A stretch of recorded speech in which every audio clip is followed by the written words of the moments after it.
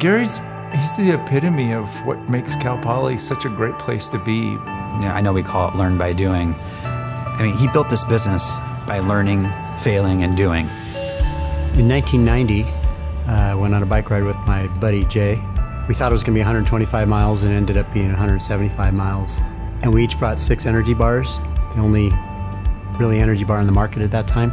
125 miles, we realized we had 50 miles to go and we had already eaten 5 of those 6 bars. And it was cold and getting dark, it was November. I really needed to eat, I was starving. And I pulled out that last energy bar and I looked at it and said, I can't choke down another one of these. I turned to my friend Jay and I said, I can make a better energy bar than this. A year and a half from that moment, we launched Clif Bar in February of 1992. It's just this kind of humbleness and this determination. He's very trusting, he's very charismatic, but in a quiet way.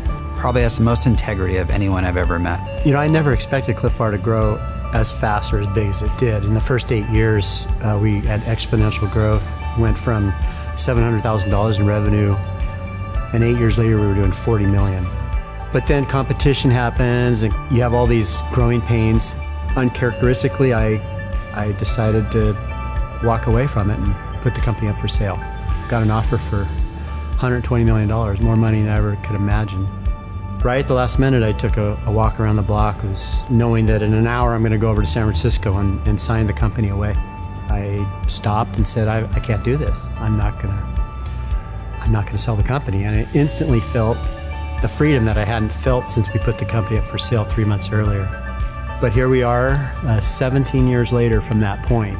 We've gone from 65 employees to now 1,200 employees. Gary and Kit, his wife, they're all about the people. They're extremely generous. 20% of this company is owned by the employees. Our benefits are top-notch. If you spend just a little bit of time at Clif Bar, you realize that their commitment to the earth, their commitment to employees and to customers, that's the way they live, it's how they make their decisions. My wife and I, and with the help of all of our employees, decided what kind of company we were free now. We can do whatever we want.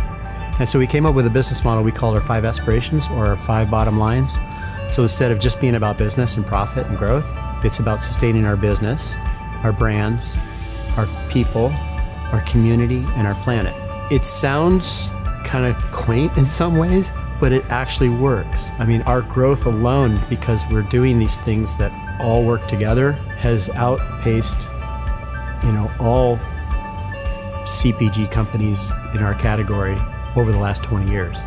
Gary really believed in a vision and believed in himself. And I think that's the single most important thing that an entrepreneur has to do to be successful, is just have that vision and have that belief that no matter what hurdle presents itself, they'll get over it and they're going to make it happen. You know, I hope a great outcome here is that our students and our alumni can just live into that determination and believe that, you know, they can change the world.